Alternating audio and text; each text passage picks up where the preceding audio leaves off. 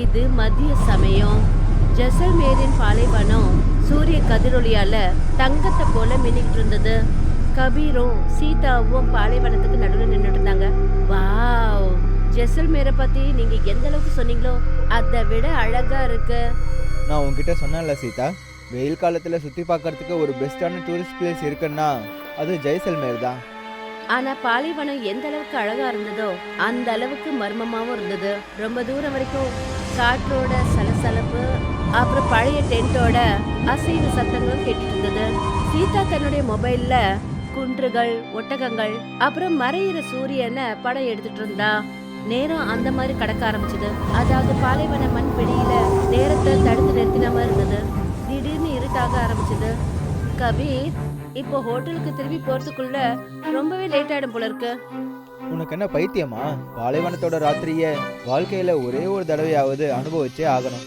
கபீர் அங்க இருந்த டென்ட்டுகளை பார்த்துட்டு இருந்தான். அப்ப திடீர்னு ஒரு வயசான ஆளு அவங்க முன்னாடி வந்து நின்னாரு. இங்க பாருங்கண்ணே, தங்கச்சி, ராத்திரி எங்க டென்ட்ல தங்குங்க. நல்ல ஏற்பாடுகள்லாம் இருக்கு, உணவு, போர்வை எல்லாம். அவருடைய குரல்ல ஒரு விசித்திரமான வழி தெரிஞ்சது. அவரு அவங்கள வரவேற்க மட்டும் இல்ல, அவங்க கிட்ட உதவியும் கேக்குறாரு. ஆனா அவருடைய பேச்சு முழுமையடைறதுக்கு முன்னாடியே ரெண்டு உருவங்கள் ரொம்ப வேகமா அவரை நோக்கி வந்தாங்க. ஃபூல்சந்த் அப்புறம் ஷாம்லால். ஓ ராம்சரண், உன்னோட டென்ட்ல தங்குற காலெல்லாம் முடிஞ்சு போச்சு. இவங்க என்னோட கிளைண்ட்டு, ஒழுங்கா இங்க இருந்து போயிடு. ராம்சரனோட கண்கள் கலங்க ஆரம்பிச்சது. ஆனா அவர் எதுவும் பேசல. அப்படியே மெல்லமா நடந்து இருட்டை நோக்கி திரும்பி போனாரு. சீதாவும் கபீரும் ஒருத்தர் பார்த்துக்கிட்டாங்க. தங்கச்சி, அவன் போய் சொல்லுவான். எங்க டென்ட்ல வந்து தங்குங்க, இங்க எல்லா ஏற்பாடும் இருக்கு. கபீரும் சீதாவும் எதுவும் பேசாம அவங்க பின்னாடியே போனாங்க.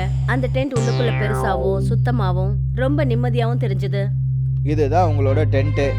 முன்னாடி சிகப்பு கலர் டென்ட்டு தெரியுதுல்ல, நாங்கள் 2 பேரும் அங்கே தான் தூங்குவோம். உங்களுக்கு ஏதாவது தேவைப்பட்டுச்சுன்னா உடனே கூப்பிடுங்க. கபீரும் சீதாவும் படுத்துட்டாங்க. பாலைவனத்தோட காற்று மெல்ல மெல்ல வேகமா வீச ஆரம்பிச்சது. அப்புறம் டென்ட்டை சுத்தி ஏதோ பயத்தை போல படபடன்னு அடிக்க ஆரம்பிச்சது. ராத்திரியோட நிசப்தம் ஏதோ ஒரு மாதிரி இருந்தது. பாதி ராத்திரி ஆனதும் திடீர்னு காற்று இன்னும் வேகமா வீசுச்சு. சீதாவோட தூக்கம் கலந்துருச்சு. அப்புறம் அதே சமயம் அவளோட காதுகள்ல மெல்லமா, ரொம்ப மெல்லமா கொலுசு சத்தம் கேட்டுச்சு. கபீர், எழுந்துருங்க, வெளியில யாரோ நடக்கிற மாதிரி கொலுசு சத்தம்லாம் கேக்குது. கபீர் ஆழ்ந்த உறக்கத்துல இருந்தாரு. சீதா மெல்லமா நடக்க ஆரம்பிச்சா. அப்புறம் டென்ட்டோட படுதாவை விளக்கினா.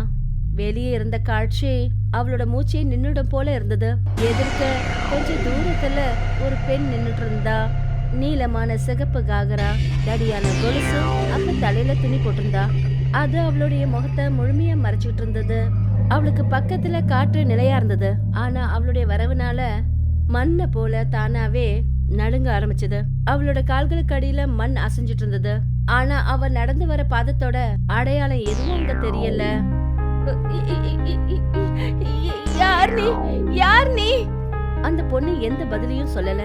தன்னோட விரலை காட்டி தான் பக்கம் வர சொல்லி சைகை காட்டினா. சீதாவோட முதுகெலும்புல ஏதோ பனி இறங்கின மாதிரி இருந்தது. அப்பதான் அந்த பொண்ணு திரும்பினா. அப்புறம் சிகப்பு டென்ட்டை நோக்கி போனா.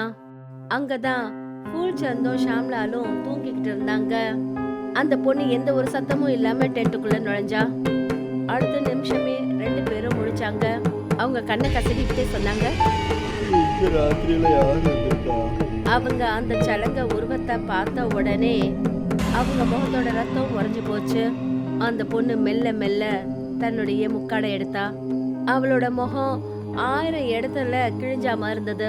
சகப்பான கண்கள், கரு நிறத்துல கூந்தல், அப்புறம் ஒரு சிரிப்பு. அது மனுஷனை உயிரோட விழுங்குற மாதிரி இருந்தது. யார் நீ? உன்னுடைய மரணம் திரும்பி வந்திருக்கு. அடுத்த நொடியே அவ ஏதோ ஒரு ஓநாய போல பாஞ்சா. அவளோட கை ஷாம்லாலோட நெஞ்ச கிழிச்சது. டென்ட்ல கத்துற சத்தம் மட்டும் எதிரொலிச்சது.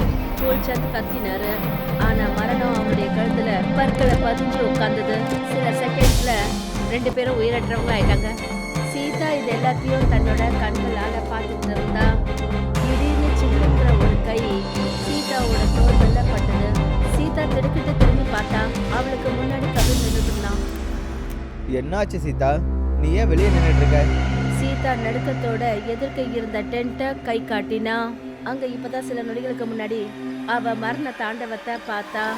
திடீர்னு பாலைவன மண் திடீர் அதிர்வால வெடிக்க ஆரம்பிச்சது. அப்புறம் பயங்கரமா தெரியிற அதே பொண்ணு மின்னல் வேகத்துல அவங்க 2 பேருக்கும் முன்னாடி வந்து நின்னா. கபீரோட மூச்சு தொண்டையிலேயே அடங்கிடுச்சு. தன்னோட தொண்டை காஞ்சி போச்சு. யாரோ அவருடைய இதய துடிப்பை தடுத்து நிறுத்தின மாதிரி ஆயிடுச்சு. உடம்பெல்லாம் மறுத்து போய் ஏதோ கட்டி போட்ட மாதிரி ஆயிடுச்சு. ஏதோ மணல் அவரோட உடம்புல இருந்து ரத்தம் விடுற மாதிரி இருந்தது. அந்த பொண்ணோட முகம் இப்ப முன்ன விட ரொம்பவே பயங்கரமா இருந்தது. அவளோட கண்கள்ல கோவம் இருந்தது. அவளுடைய தலைமுடி ஏதோ எரிஞ்ச சாம்பல்ல செஞ்ச மாதிரி இருந்தது. அப்புறம் அவ பயங்கரமான எதிரொலிக்கிற குரல்ல சொன்னா, பயப்படாத, உன்னை நான் கொல்ல மாட்டேன், நான் உயிரோட வச்சிருப்பேன். அப்பதான் நீ என்னுடைய கதைய எல்லார்கிட்டயும் சொல்ல முடியும். கபீர் அப்புறம் சீதாவோட கண்கள்ல இருள் சூழ்ந்துச்சு. அப்புறம் அவங்க 2 பேரும் ஒன்னா மயங்கி போய் கீழே விழுந்தாங்க.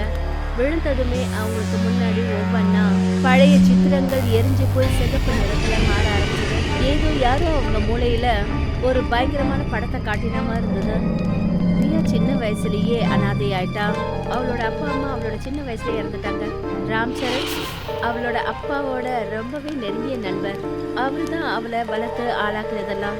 ராம்சரண் அவகிட்ட அடிக்கடி சொல்லுவாரு, அம்மாடி, உன்னால தான் என்னோட வியாபாரம் நல்லா போயிட்டு இருக்கு. நீ மட்டும் என் கூட இல்லைன்னா என் நிலைமை என்ன ஆகும்னு தெரியல. என்னப்பா ஏன்பா இப்படி எல்லாம் பேசுறீங்க? நீங்க தானேப்பா என்ன வளர்த்தீங்க. நீங்க என் அம்மாவுக்கும் மேலானவர். அவங்களுடைய இந்த சின்ன உலகம் ரொம்ப சந்தோஷமா இருந்தது. ஆனா ஒவ்வொரு சந்தோஷத்துக்கும் ஒவ்வொரு எதிரி இருப்பாங்க. இங்க அந்த எதிரிங்க தான் ஷாம்லால் அப்புறம் ஃபூல்சரண். 2 பேரும் கூலி ஆட்கள்.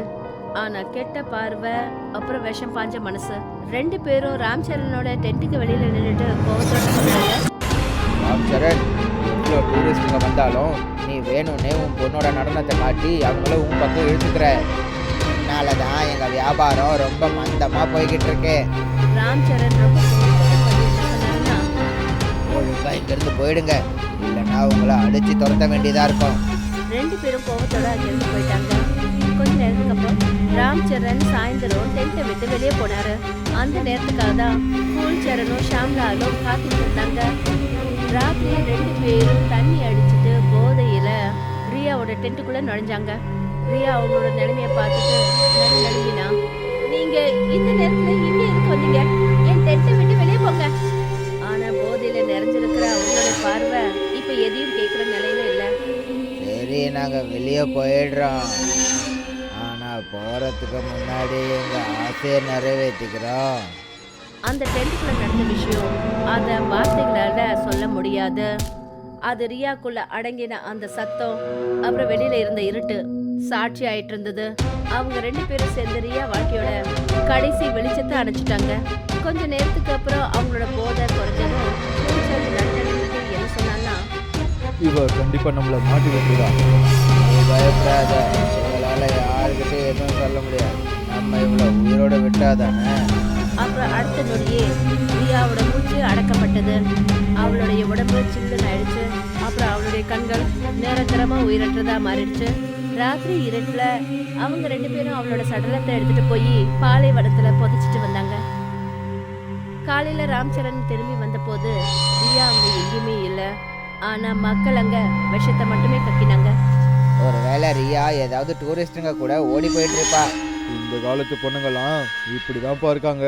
அன்னைக்கு ராம்சரணோட உலகம் செதறி போயிடுச்சு. ஆனா ரியாவோட ஆத்மா சாந்தி அடையில அலைய ஆரம்பிச்சது. கபீரும் சீதாவும் மறுபடியும் சுயநினைவு திரும்பினாங்க. அவங்களுக்கு முன்னாடி ரியா இப்பவும் பேய் ரூபத்துல தான் நின்னுட்டு இருந்தா. மணல் அவளை சுத்திக்கிட்டு இருந்தது. இதுதான் அந்த இடம், என்னுடைய உடலை புதைச்ச இடம். எனக்கு இறுதி சடங்கு பண்ணுங்க, அப்பதான் என்னுடைய ஆத்மாவுக்கு சாந்தி கிடைக்கும். விடிய கால லேசான வெளிச்சத்துல கபீரும் சீதாவும் ராம்சரண் கிட்ட போனாங்க. அவங்களுடைய கண்கள் கண்ணீரால நிறைஞ்சிருந்தது. அவங்க ராம்சரண் சம்பவத்தை உண்மைகள் எல்லாத்தையும் ராம்சரண் கிட்ட சொன்னாங்க. ராம்சரண் அதே இடத்துல கீழே விழுந்தாரு. ரொம்ப அமைதியா அந்த இடத்துக்கு போனாரு. அது ரியாவோட பாடி புதைக்கப்பட்ட இடம். அப்புறம் மரியாதையோட அவளுடைய இறுதி சடங்கு பண்ணாரு. காற்று ரொம்ப அமைதியா மாறிச்சு. ஏதோ அலைஞ்சிட்டு இருந்த ஆத்மாவுக்கு முக்தி கிடைச்ச மாதிரி இருந்தது. ஆனா அந்த மணலுக்கு அடியில இன்னும் ஏதோ முழிச்சிட்டு இருக்கு. ஏதோ அது முழங்கிட்டு இருக்க மாதிரி. ஜெசல்மேர் இப்பவும் என்னுடைய கதையை ஞாபகம் வச்சிட்டு இருக்கோம்.